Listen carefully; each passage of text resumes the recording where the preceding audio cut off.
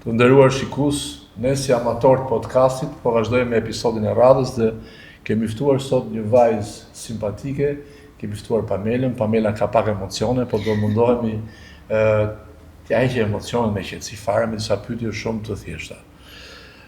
Unë vetë kam ardhur nga një zonë e lartë e Gramshit, në Grabova, dhe po ashtu edhe Zënjusha sapo ka ardhur nga terreni duke takuar të rinjtë e Elbasanit. Kështu që do bëjmë një bisedë të shkurtër për ta ndarë me ju, me shikuesit, përvojën e Zënjushës dhe përvojën që kemi pasur në terren.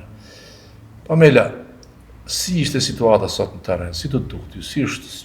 Çfarë bëjnë të rinjtë në Elbasan?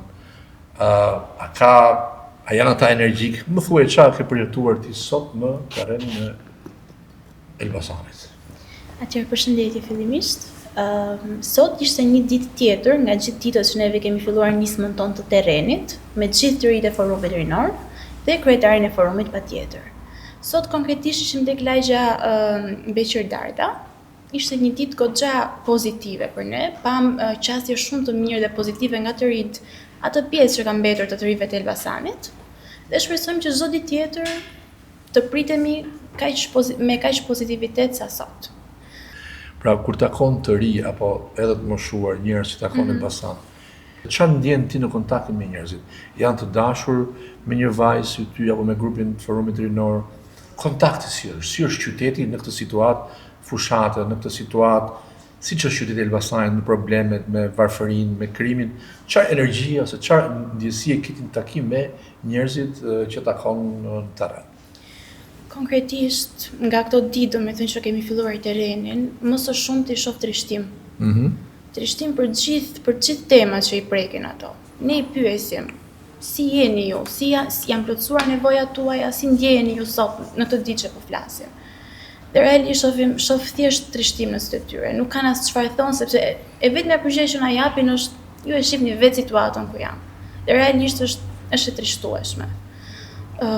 Ajo çka i mërzit më shumë, çka dëgjoj më shumë, sidomos nga moshat e treta, është malli që kanë për fëmijët, nipërit dhe mbesat e tyre. Pra një pjesë nuk i kanë fëmijët tu, po i kanë jashtë. Pjesa më e madhe, shumica kanë këtë përgjigje. Çfarë të presim? Ne nuk po shohim dot fëmijët, nuk po shohim dot nipërit dhe mbesat tonë, i kemi larg. Kënaqemi me thjesht duke i dëgjuar zërin nga telefoni. Kështu që kjo është pjesa që i shikoj që i dhëmb shumicës së Elbasanit. Rinia pastaj është në mosbesim të plot.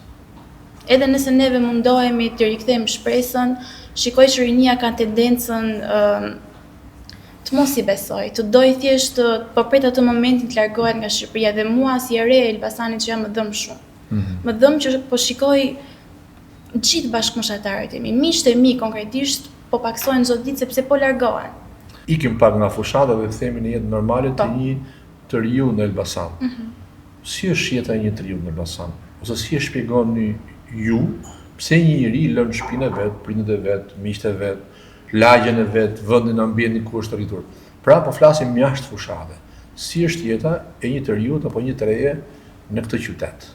Si është dita edhe jote personale, e miqve tu, e shoqeve tua?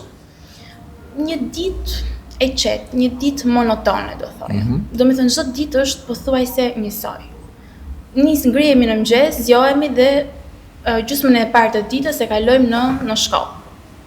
Pastaj vetmi aktivitet që të rinjtë e Elbasanit kanë është të shkojnë në kafene apo të bëjnë një shëtitje tek bulevardi pothuajse i boshatisur i Elbasanit. Se po të ndërpres. A ka ndonjë ose pse qeveria aktuale, institucionet që janë kthyer sot në modë duke reklamuar që kthehuni në Shqipëri, Shqipëria digjitale, Shqipëria moderne, Shqipëria por i lind, a keni ju ndonjë ndihmë ose ndonjë suport nga institucionet, nga bashkia, nga Ministritë e Kulturës? Ju e keni prekur ndonjëherë këtë gjë, ju apo miqtë tuaj? Atëherë, unë sot jam 21 vjeç, jam në vitin e fundit të universitetit dhe më dhëm shumë të them që unë nga qeveria, nga bashkia nuk kam marrë asnjë lloj ndihme në asnjë lloj aspekti të arsimit tim apo të ndonjë kontribut në të gjithë aspektet e jetës time si një e re e këtij qyteti.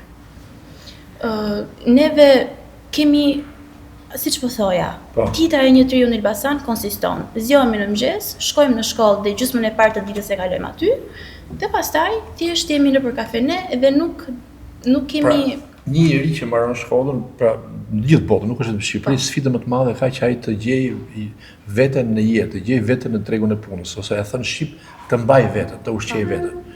Është e vështirë këtu në këtë qytet të gjesh një punë sipas profilit që ti do, pa pasur miq, se jetojmë në Shqipëri. Të fjalën e mikut, miku është i shenjtë në Shqipëri. Pra, është kjo shumë prezente? Është shumë. Siç e thash në vitin e fundit të universitetit. Ose duke mos qenë militant i një partie, pra pa qenë pjesë me një parti, pa pasur një mik, si mund ta ndërtojë një njeri jetën në qytet i cili duhet fillojë të kujdeset për veten, për ekonominë e vet, për të ardhmen e tij, të marrë profesionin e tij. Është kjo shumë e vështirë apo pothuajse e pamundur? Do thoja pothuajse e pamundur. Duke folur nga eksperjenca ime dhe e miqve të mi, që shumica e tyre nuk janë më sot këtu në Elbasan, janë larguar jashtë Shqipërisë, është pothuajse e pamundur, sepse fillimisht shkolla më së shumti është teori. Dhe ajo teori fatkeqësisht nuk na përgatit për tregun e punës. Nuk dim se si t'ia nisim, sepse ne nuk kemi trajnime që na përgatisin për këtë gjë. Pra, atëherë me këto që më thoni, po dalim në konkluzionin që vjen që është faza më e trisht për gjithë vendin që emigrimi i të rive. Mos është emigrimi në Shqipëri një lloj dezertimi i të rive? Pra nëse marrim tani se demokracia ose ndërtimi i një vendi kërkon kurajo të rive. Pra të rit janë pjesa shoqërore në gjithë botën, të cilët duke qenë të ri kanë energji për ndryshim, duan ndryshojnë botën, duan ndryshojnë vendin. Kjo ikja masive të rive, mos është dhe një lloj, ta themi këtë, mos është një lloj arratisje, shmangje e një situate kaq të vështirë, duke lënë vendin, sepse edhe unë nga takimet që kam pasur në qytetin e Elbasanit dhe kudo, prej këtë kohës, pothuajse një pjesë shumë të madhe janë të moshuar që shumica e fëmijëve tyre jetojnë në perëndim. Dhe duke dëgjuar nga ju dhe miqtë e juaj, pra edhe ju keni dëshirë të ikni në perëndim. Tani kjo rini e cila është më e rëndësishme për një vend. E thënë shqip, kjo mos po dezerton në një farë forme, mos e lën këtë vend pa përballje. Kujt po ja lën këtë vend? Çfarë mendon ti për këtë gjë? Thjesht ato po largohen për të parë veten e tyre dhe për të ndihmuar dhe familjet e tyre që po lën pas këtu. Domethënë ato i kanë humbur shpresat nga Shqipëria. Thjesht a mundet ne, pra tani po them unë më i madh në moshë, a mundet ne ta lëmë vendin, pra a është kjo një farë zgjidhje edhe tek ju si e re që nëse nesër jepet një mundësi në një vend perëndimor me profesionin që keni, me shkollën që keni mbaruar, të lëni vendin, a mos të ishte më mirë që edhe rinia jonë, edhe ju këtu në Elbasan, por në gjithë Shqipërinë, të përballej, pra, të përfshiheni një aktivitet qoftë politik, shoqëror, çfarëdo që të ishte, por të përballej me institucione shqiptare, të cilat jetojnë nga taksat shqiptare, të cilat i kanë marrë të gjithë buxhetin e Shqipërisë, përveç buxhetit i kanë marrë të rive të gjithë energjinë, i kanë marrë të gjithë kapitalin që posedon një shoqëri është rinia. Mos të ishte më mirë që edhe ju vetë të qëndronit këtu dhe të përballeshit në këtë situatë, sepse ky lloj masiviteti i emigrimit të rive do ta çojë popullsinë shqiptare në zvogëlim dhe në çbërje. Si e shikoni këtë? Unë personalisht këtë po mundohem të bëj, të përballem me realitetin që është këtu dhe po mundohem për ndryshimin e këtij realiteti për të ardhmen time dhe për të ardhmen e gjithë bashkëmoshatarëve të mi. Të doja shumë që askush mos e braktiste Shqipërinë, mos i humbte shpresat, po të luftonte për t'i arritur ato nevoja që ato kanë. Të rit në Elbasan, mos janë më shumë virtual se sa real që duhet të them, mos bëjnë një jetë më shumë estetike të përfshirë në rrjetet sociale, ku një pjesë me sa shoh unë, me sa e njoh unë nuk jam njoh si mirë rrjetet sociale, po shikoj që shumë veta impostohen, vajza të reja, djem të ri, pra shfaqin një jetë virtuale sikur jetojnë në një botë shumë luksoze, shumë moderne, harxojnë të rit këtu në qytetin e Elbasanit shumë kohë me rrjetet sociale dhe kjo i ka bërë ata që të shkputen nga bota dhe jeta reale?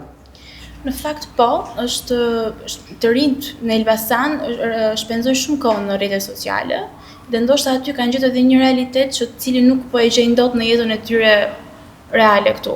Kërkojnë të kenë atë jetën që shikojnë aty.